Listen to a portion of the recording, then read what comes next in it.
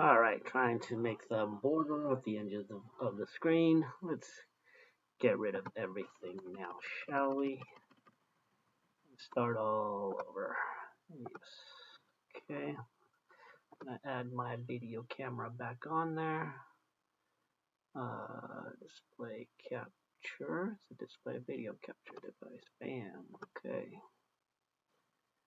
Alright, here I am. And then we're going to add browser. Okay. Which browser are we doing?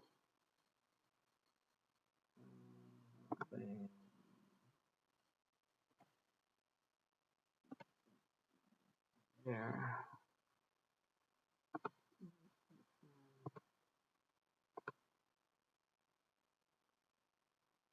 Alright. Browser. Okay. Why is this browser? What's going on here? Can you see this? Okay, not browser. Weird. Why would we not want it to be called the browser? Alright.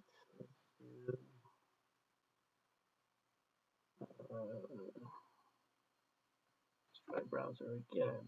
Browser, okay. What else?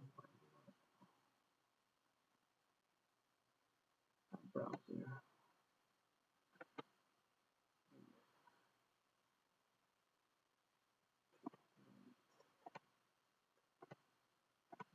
Scene. Let's try window capture. Okay. And yes, we're going to do picture capture. There we go. And make sure the volume is up this time. We want to add our filter to. We go to filters, and then we add a user. Right click on the source that we want to add our filter to. We go. And we want to add our filter to our video capture source. There I am. Okay. Do we want video capture? Can I do the scene?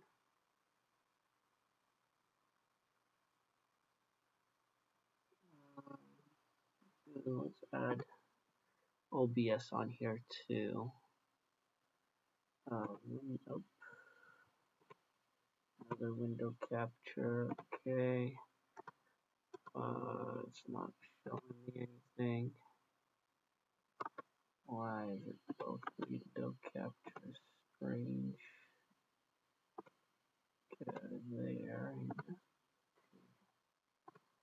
Add. I want to add the OBS on here so you guys can see it. How do we add OBS? Browser.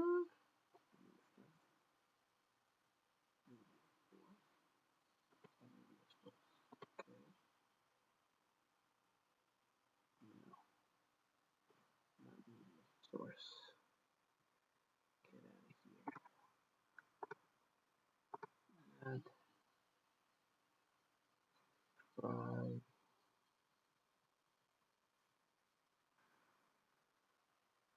Be Windows capture, right?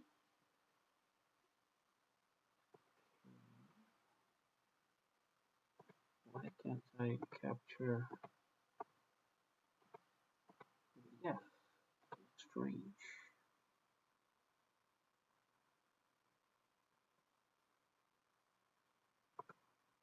So strange.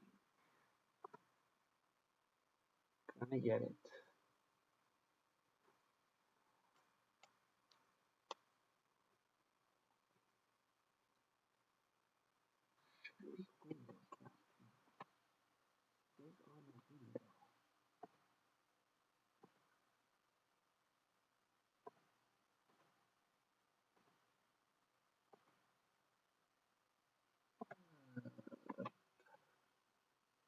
Alright, sorry guys, you can't see what I'm doing on the OBS because I have no idea how to capture that. Go to filters, and then we add a user-defined shader. User-defined shader. Add, wait, no, not add. Filters.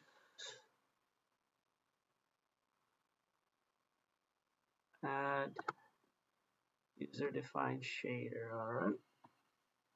Put that on my scene. And once we add it, we check the load shader text from Check load shader text from file.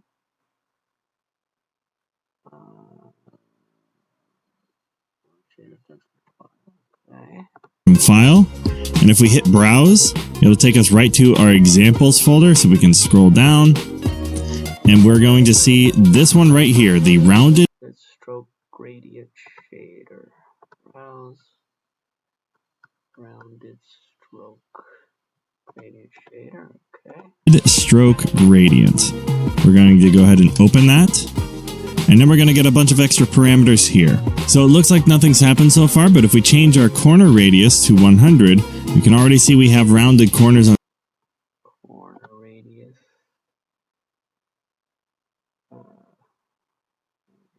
Corner radius. Oh, right here. 100. Ooh, roundy.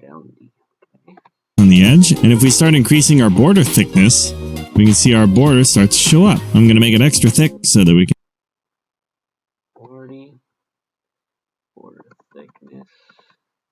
We want a small one, not too big. Just so that 5 sounds good. So that people can't really tell that it's there, but they can tell that it's there. can extra see it. And now we notice we have two different colors here.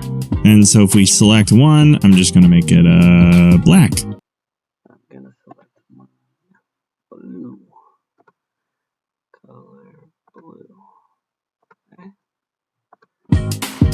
Now you can see we have some sort of gradient already present. And if we change our rotation speed, we can see it rotates like a rotation speed. Let's do 3 like in.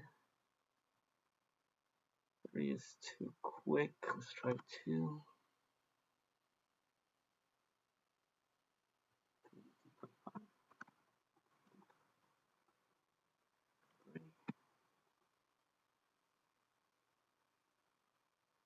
Alright, 3 is good. gradient filter. I can make it really fast. I don't know why you would want it to go this fast, but you can. And then we have a couple extra little parameters here which you can play around with, the center width and height. Basically, you want to keep those at 50 at pretty much all times. This just tells the filter where exactly the center of this rotating gradient circle is. As of right now, it's right here in the middle. 0 to 100 will go from either left to right or top to bottom. And we can see that actively here. If I set this to 0, this is where that circle starts here.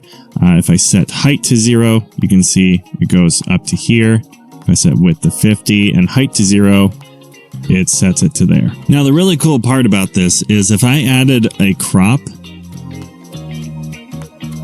to this, and let's say I wanted to crop 500 pixels, you can see that the border actually constrains to whatever you change that crop to, as long as the crop is above the border filter. We can also use move transition to dynamically change the color or any other parameter within that shader. And I can actively show this here. If I go to move value, add a move value, I'll change it to the shader. And then I have access to every single parameter within that shader. I can change border color L, and I can say, let's just change it to green. And then I can have it start when enabled, take about a second to change. And if I turn this on, it dynamically changes the black to green. This makes animating webcam borders significantly easier than it ever has been. Don't think I need that, any of that. I like the blue to, I don't know. White is pretty cool. I don't want black. to black. Let's try that.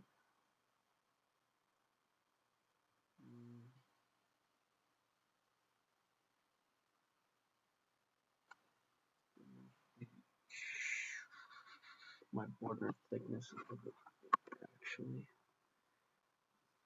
And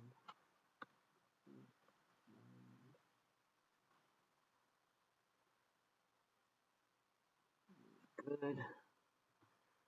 More blue to red.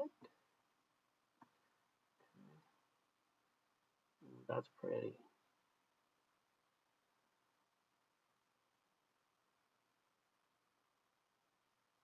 To red would be good.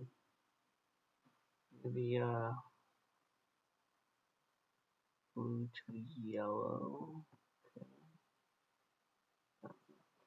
Okay. Let's do rotation speed. I want people to barely notice that it's working.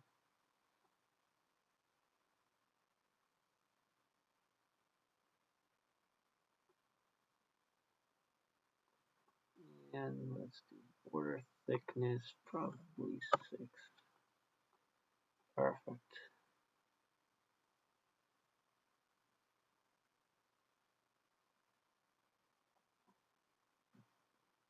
All right.